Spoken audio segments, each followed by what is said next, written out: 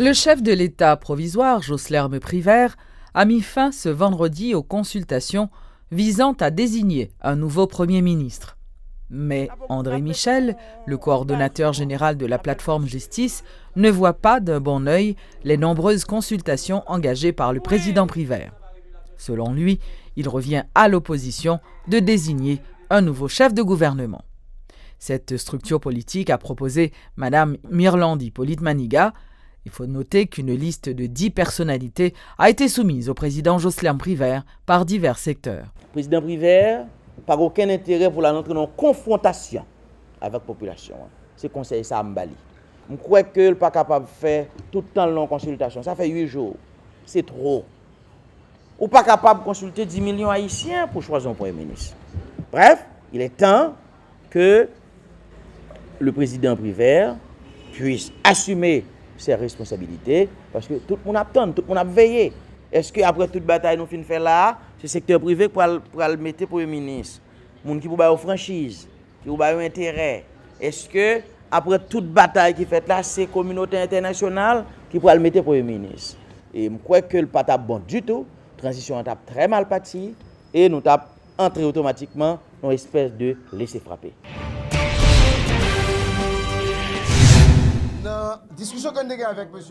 De son côté, la plateforme Petite Dessalines exige d'être associée au prochain gouvernement. Le secrétaire général adjoint de la plateforme, Assad Volsi, a fait remarquer que sa structure n'a fait que prendre acte de la cession de l'ancien sénateur d'Enip à la magistrature suprême. Nabdi Joslerme Privert, président de la République provisoire, que Pigo ennemi jodi, c'est le temps. Le temps, c'est Pigo adversaire que le gain là, sinon ennemi, parce que temps pas campé. Donc, il y a pour faire tout ça le connaît. Dans le cadre de large consensus que l'a cherché pour y mettre campé sous pied. Rapido presto, le gouvernement de consensus, le CEP de consensus, une commission de vérification pour faire vérification d'élection pour éviter que votre peuple y passe en papier. Conférence de presse ça, nous faisons pour nous rappeler le pouvoir qu'il a. C'est vrai, nous en période d'observation, mais c'est vrai tout. Bouille pas de travail pour bailler choix le gagnant. Le Sénat de la République est toujours dépourvu de président depuis 2 semaines. Entre-temps, les tractations se poursuivent au grand corps pour l'organisation de la séance qui conduira à l'élection du successeur de Joslerme Privert. Et comme nous n'avons pas de président en attendant au niveau du Sénat de la République, c'est moi-même qui assure l'intérim, moi prêt immédiatement et l'ensemble des sénateurs est prêt pour organiser séance pour nous faire élection, on a fait élection. C'est pas nous-mêmes qui pas faire séance pour élection faite, c'est l'ensemble des sénateurs par consensus pour entendre pour dire qui date il a organisé et séance là. La séance ça de présider par qui est-ce que vous-même vice-président? En cas d'empêchement, immédiatement article 141 en clair, en cas d'empêchement, le vice-président lui-même c'est seconde autorité. Et pour question il fait falloir que ces doyens d'âge là ça doit organiser. Bon, ça a fait partie des débats. Il a fait partie des débats, mais sauf que vous connaissez quel que soit débat, a fait point de vue que vous gagnez, c'est dans salle séance pour venir faire valoir point de vue, pas dans la radio et pas dans la République. En cas d'empêchement, c'est vice-président, alors que certains sénateurs quoi c'est vacances qui gagnent, puisque le sénateur Privert démissionné, c'est pas sénateur Privert démissionné, quel que soit cadre figure qu'a utilisé, c'est moi-même pour qui organiser séance d'abord, après on va faire valoir point de vue. Il a fait valoir point de vue par eux. Séance pour faire élection ou bien séance plénière?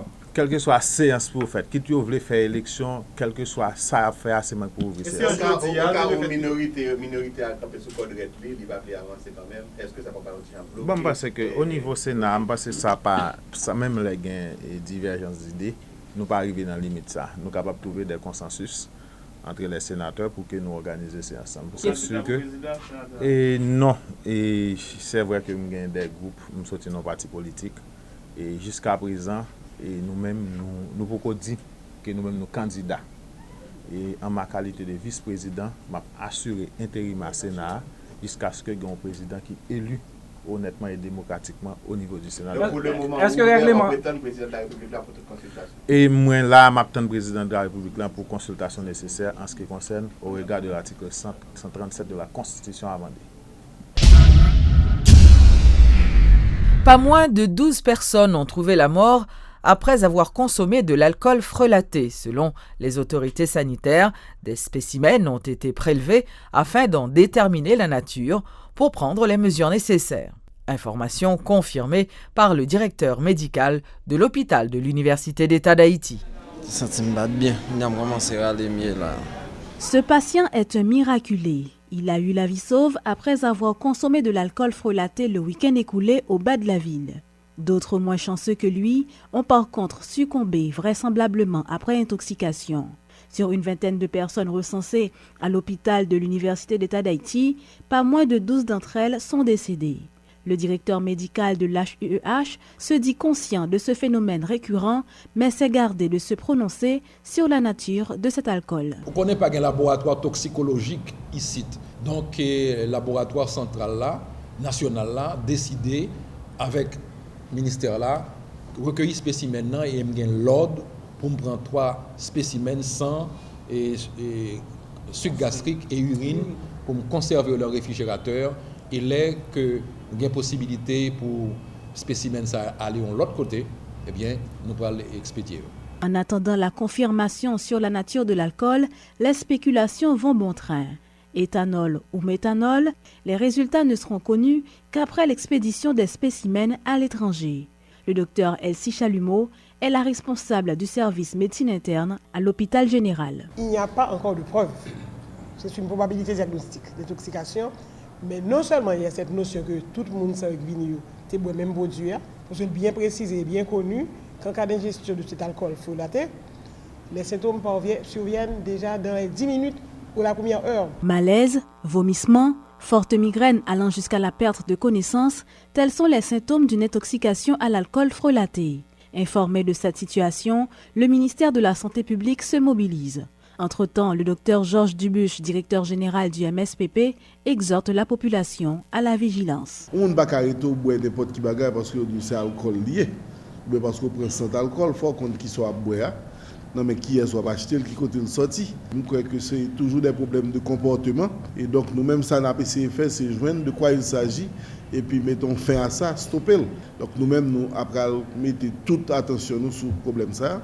Pour nous capables d'apporter une solution plus rapide là pour nous protéger le maximum de vie. Nous ne pouvons pas quitter pour nous mourir parce que vous voulez boire ta fière. Rappelons qu'une telle situation remonte à l'année dernière où 5 morts et 2 cas de cécité liés à la consommation de l'alcool frelaté ont été recensés dans la commune de Pétionville.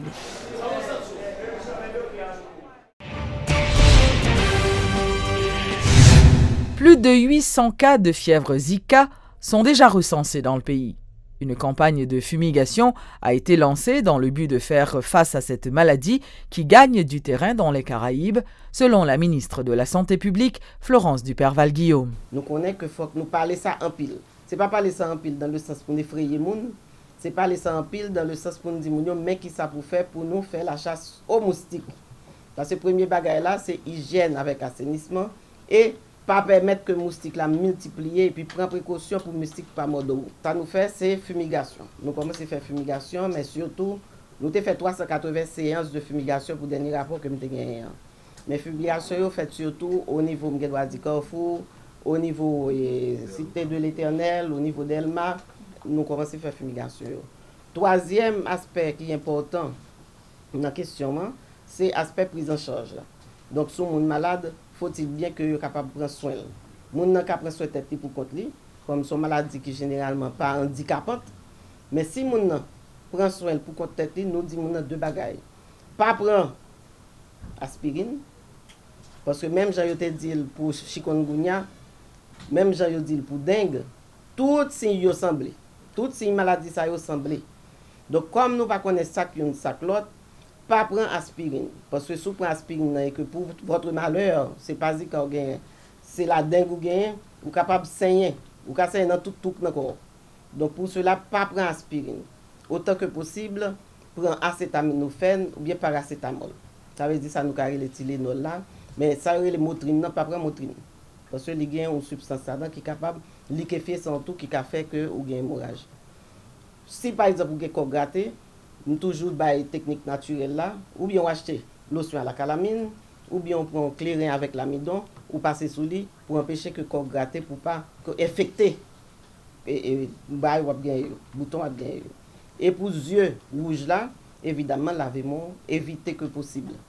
Mettez-moi comme si vous faites des bails, mais vous avez tout le monde, ça que tout le monde pas gratter les yeux, parce que c'est pas Zika qui a fait une conjonctivite infectée, conjonctivite ou gagnant, c'est une conjonctivite pas purulente, mais soit mettez microbes dans les yeux, il est capable de faire plus à un certain moment. Donc c'est autant de conseils que nous baillons. Quatrième bagage nous dit, c'est bagage qui a rapport avec les femmes enceintes. Gon phrase, moi me dit, fait bagage pas fait timon.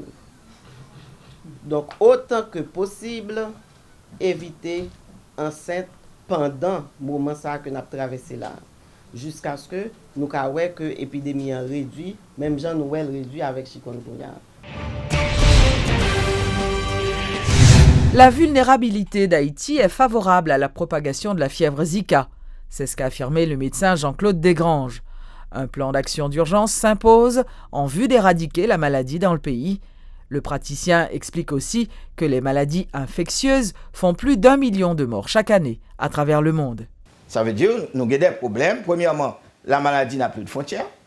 Et lié à plusieurs facteurs. Premièrement, mondialisation. Mondialisation pour un commercial seulement. La mondialisation est tout aussi bien sanitaire. Ça veut dire que les moustiques traversent d'un pays à un autre. Tu comprends? À cause de mondialisation. Deuxièmement, la pression démographique.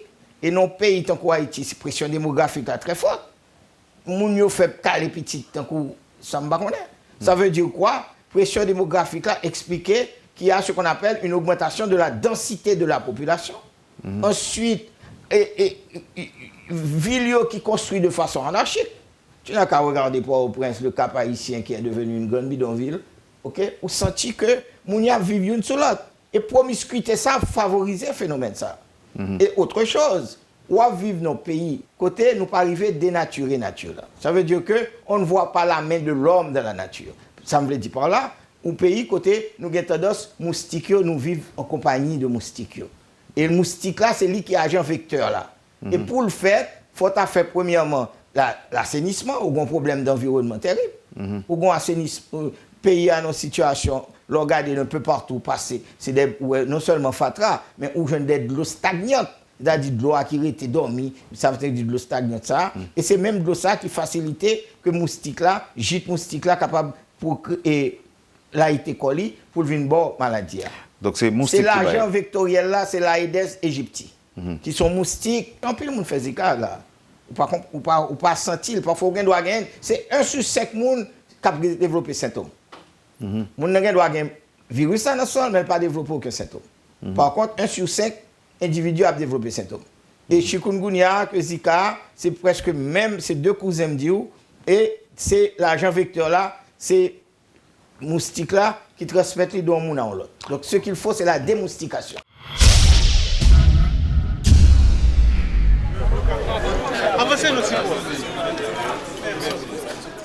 Reprise ce mardi du procès de Clifford de Brandt. Les audiences ont débuté lors de ces assises sans assistance de jury. Le présumé kidnappeur et 5 de ses complices étaient présents au tribunal de première instance de Port-au-Prince, comme l'avait ordonné le juge Jean-Wilner Morin.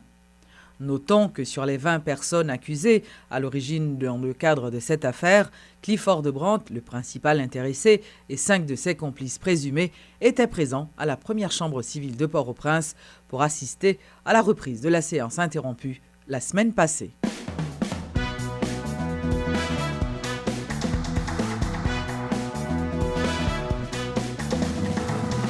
En sport, Haïti s'apprête à participer aux 100 ans de la Copa América en juin prochain aux États-Unis d'Amérique. Un tirage au sort réalisé le 21 février dernier place l'équipe nationale dans le groupe avec le Pérou, l'Équateur et le Brésil.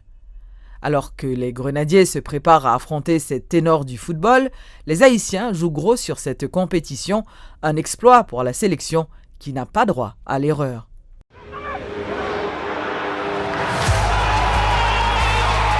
Vendredi 8 janvier, la sélection haïtienne est qualifiée pour le Centenario en battant le Trinidad 1-0.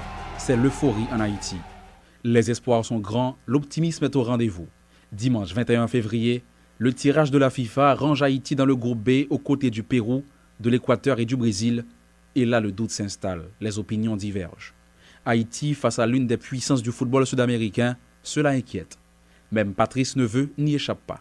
Le sélectionneur haïtien ne se fait pas d'illusions et annonce que la sélection nationale jouera sans complexe. J'espère en tout cas un événement, je dirais, exceptionnel et qu'il va falloir bien préparer pour donner de l'émotion au peuple haïtien. Patrice Neveu sait ce qu'il attend et il pousse les Grenadiers à donner le meilleur d'eux-mêmes, mais la grande pression vient des Haïtiens, fans ou non du ballon rond, qui jouent leur fierté dans cette compétition régionale qu'est la Copa América.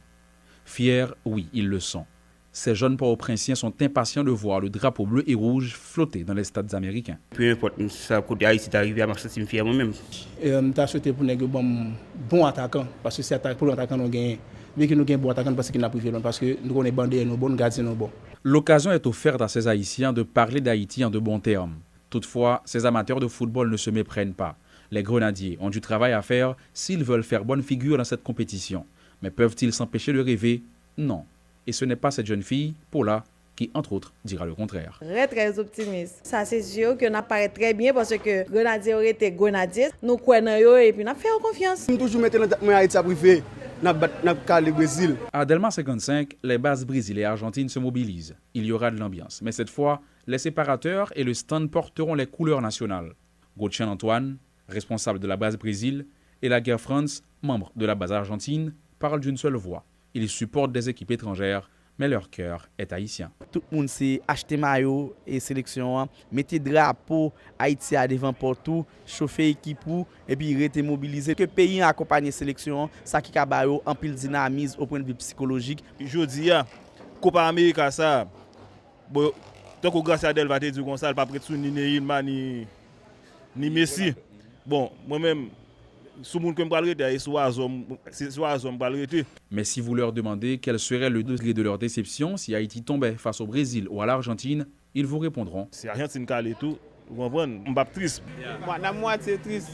Nous aimons le Brésil et nous aimons Haïti, c'est que nous. En tout cas, les dés sont jetés. Haïti entre dans l'arène le 4 juin face au Pérou avant de s'attaquer aux géants du continent le 8 juin et affrontera l'Équateur le 12. Les Grenadiers n'ont pas bu le cola de marque. Feront-ils honneur à leur oncle Patrice? Boulaon pour tout le monde, 50 ans.